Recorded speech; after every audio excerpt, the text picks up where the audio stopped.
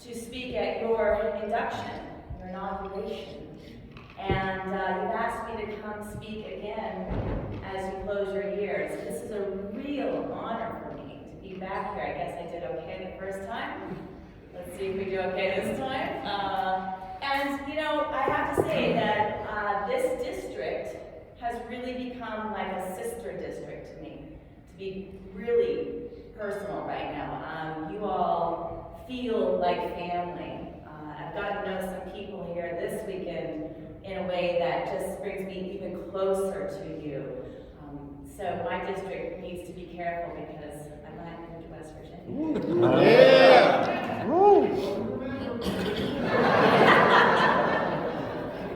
I'm learning all the jokes, so. Alrighty then. So as you heard, by profession I am a psychologist, which makes me an observer and an analyst of human behavior and interaction. I look at body language, words, micro-expressions, thoughts, feelings. This is all the norm of my day. And luckily, I love my job. I love what I do, helping people to grow and shift, to find themselves, to evolve into something better, and to love and to live deeper lives. But I also love leaving the office and taking my psychology hat off and traveling the world, because it gives me the opportunity to observe people from a really different mindset through the more playful act of what I like to call people watching.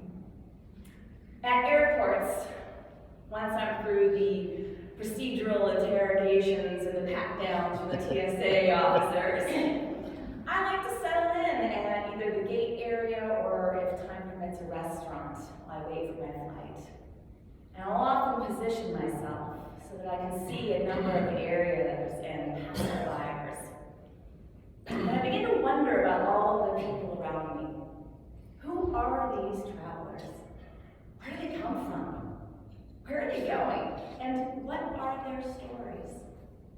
And sometimes, just to pass the time, I'll even make up stories in my mind about someone that's nearby. I want to share one with you now that I totally made up while I was in the airport in Jamaica this past November. I imagined that his name was Chip. He had dark lines around the corner of his eyes underneath his dark copper-toned tan. And it looked like he probably dyed his own natural blonde hair himself.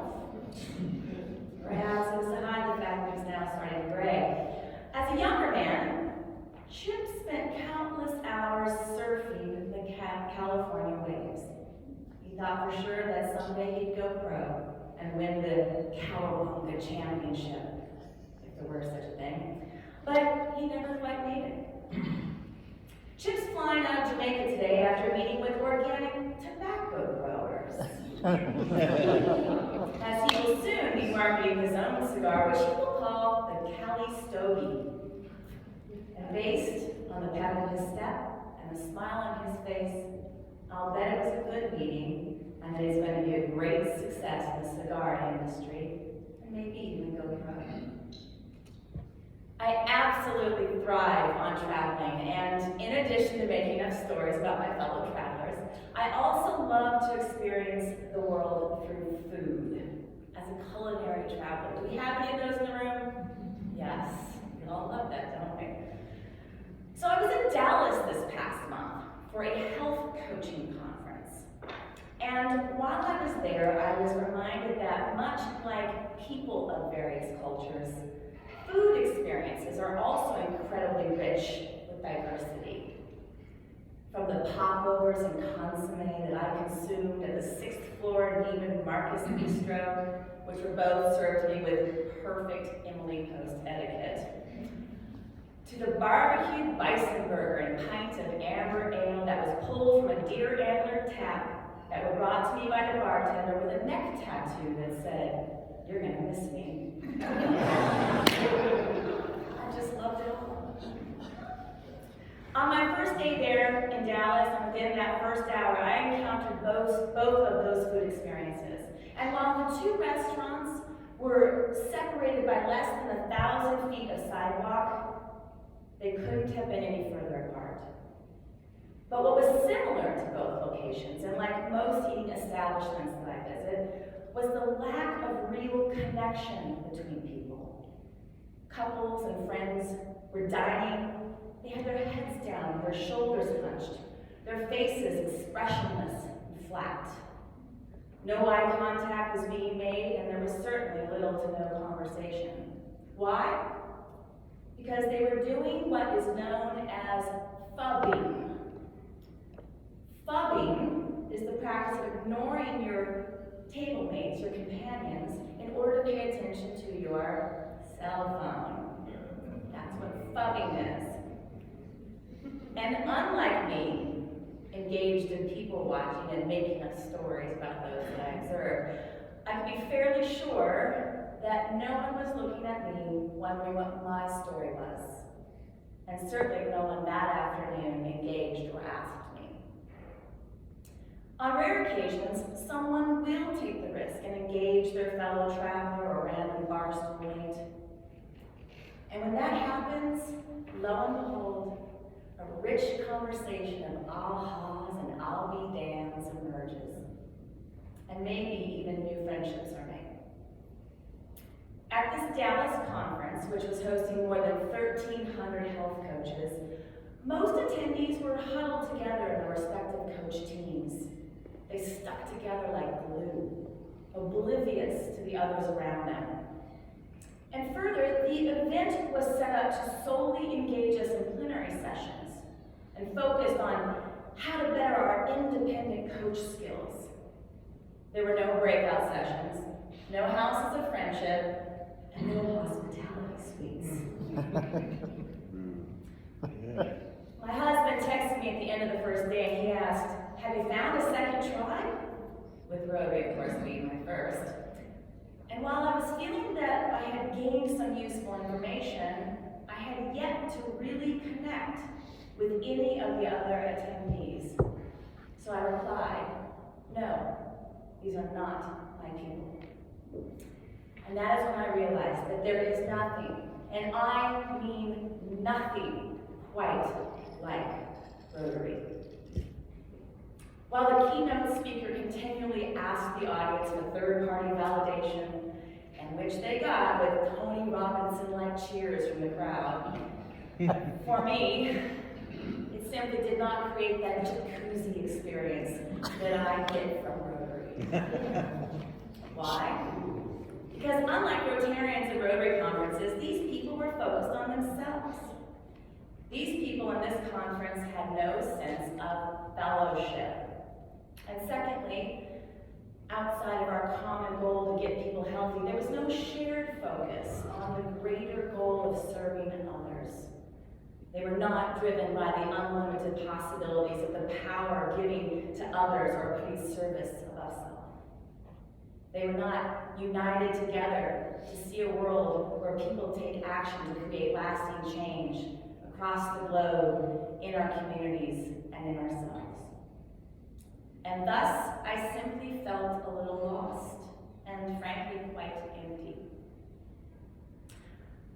Over the past few years, I've been hearing a lot of phrase, "you do you." You do you, which is a way of reinforcing the idea that it's totally okay just to be yourself, unapologetically. But Rotarians really don't need that reinforcement, do we? Because our intrinsic nature to serve others together is us being us. And we really are experts at it. We are experts at humanity and understanding from our hearts the human experience. Our desire to help others through this fellowship of ours is our compelling force. I can think of many examples when I needed help in some way. Whether it was to find some resource for a Rotary project or to connect with someone who was an expert in an area that I knew nothing about, I knew that if I just asked a fellow Rotarian, that they would practically trip over themselves to jump in and help me. That's what I mean by the jacuzzi experience. The Rotary water is perfect, and we are compelled and excited to get in it over and over again. Blink twice if you agree with me. Third-party validation. So while I was in Chicago at the Rotary Council on Legislation last month, I gave a lot of thought how all of us delegates had come together, all of us from vastly different cultures, yet like-minded, the same core values, and working together to collectively move our organization forward. It was tremendously synergetic. And perhaps the same can be said of our membership in our Rotary clubs. That we come together every week as people cut from the same cloth, with the same vision to be servants of our community and of the world. And like our Rotary districts, each year we have new leadership in our clubs, which frequently offers us new opportunities to really impact the lives of others. But some clubs simply choose a do-over, to carbon copy what we've always done before. Now, if the do-over club has a strong vision and an understanding of what their community needs are, if they truly have their finger on the pulse of the people that they serve, then this could be a good thing. Exactly what the club should be doing, in fact. Unfortunately, this is often not the case. And frequently the do-over is more of a lack of vision, a mediocre effort, and or a failure to really collaborate with those that they supposedly serve. And while our club members share the same values, the same Rotary core values, and we all pay the same dues, each of our members may actually value their respective Rotary experiences differently. Some much more than others, and some not at all. And thus, perhaps, great divides and ravines are evolving, with some being so great that members will leave. And this mountainous dilemma is not unlike what I sometimes see with my patients. In psychotherapy, the goal is to help people move themselves forward, to cut the ropes of their past, and to direct their focus on the here and now, and to assist them in deciding and then becoming who they want to be.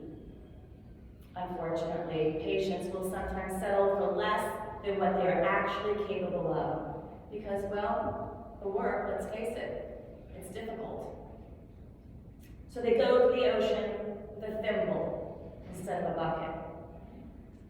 Is this the same phenomenon we're seeing with the do-over Rotary clubs? Perhaps. So at this conference, I want you to get excited about the infinite possibilities you and your clubs have because you are Rotarians. Get excited about the power that we have as a group of dedicated doers. So much more synergetic power than if we could ever have if we stood alone. And as we celebrate our clubs and their accomplishments during the past year, we will soon bring in our new leadership and thus be given another amazing opportunity to learn from our past and then to create a better, stronger, and more innovative Rotary experience to what I would call level up and unbecome the club that we thought we were so that we can become the club that we want to be.